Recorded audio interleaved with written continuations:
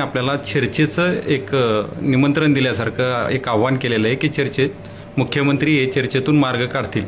यावर आपण त्यांना काय प्रत्युत्तर द्याल?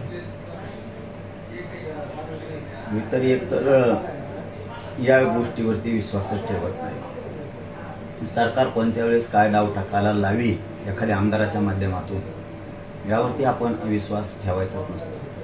पण या 2.5-3 वर्षाच्या आंदोलनाच्या काळात आम्ही कधी अशा गोष्टीवरती विश्वास ठेवला नाही किंवा कोणाला कधी आमंत्रण दिलं नाही। सरकार मात्र स्वतःहून गोरगरिबाच्या प्रश्नासाठी आंतरवालीत गोरगरिबांना त्यांच्या समस्या वेदना जाणून घेण्यासाठी आले नाही। परंतु आज पहिल्यांदाच आम्ही त्या लाडबुला त्यांना निमंत्रित केलंय। त्याचं कारण पण तसंच आहे, निमंत्रित केलंय म्हणजे आम्ही स्वतःहून केलेलं नाही।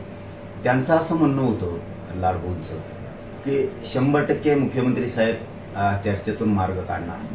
पत्रकार बांधवांनी त्यांना 2दा-3दा विचारलं, मंजुऱ्या मिळणार, मान्य करणार मागण्या? म्हणजे हो 100% करणार। मुख्यमंत्र्यांना देवेंद्र फडणवीस साहेबांना सुद्धा भेटायची गरज नाहीये, 100% करणार। कारण त्यांनीच सांगितलंय कारण सुद्धा की माझ्या समाजाचे प्रश्न आहेत। म्हणजे त्यांनी असं सांगितलं की मी मराठा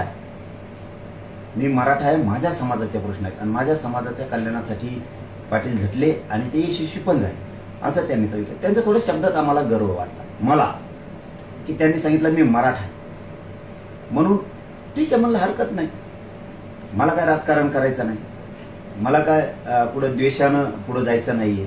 माझ्या मनात कणभर सुद्धा सरकारविषयी किंवा त्यांच्या मनात ज्या माणसांचं नाव आहे त्याविषयी सुद्धा माझ्या मनात कणभर सुद्धा कसलाही द्वेष नाहीये।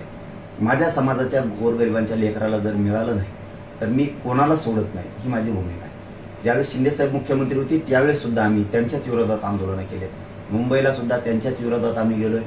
वर्ष, 1.5 वर्ष, 2 वर्ष त्यांच्याच विरोधात आंदोलन होतं। कारण शेवटी जो मुख्यमंत्री असेल, जो सरकार चालत असेल त्याच्या विरोधातच शेतकरी असो, मराठा असो, कोणतीही जाती धर्माचा माणूस असो त्याला आंदोलनं करावं लागतात, न्याय मिळते। त्या भूमिकेतून आम्ही केलं।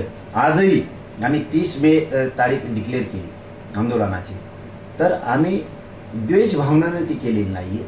माझ्या समाजाच्या लेकराचे लाखो करोडो लेकरांचे ॲडमिशन आता जूनमध्ये होणार आहे, त्यांच्या व्हॅलिटी रोप होणार आहे, त्यांचे कुणबी प्रमाणपत्र देण्यात यावे, हैदराबाद गॅझेटियर प्रमाणे देण्यात यावं, सातारा संस्थांचं जे केसेस सगळ्या मागावं, आमच्या गरिबांचे बलिदान लेकरांचे गेलेत आरक्षणासाठी, त्यांचे विषय मार्गी लागावे।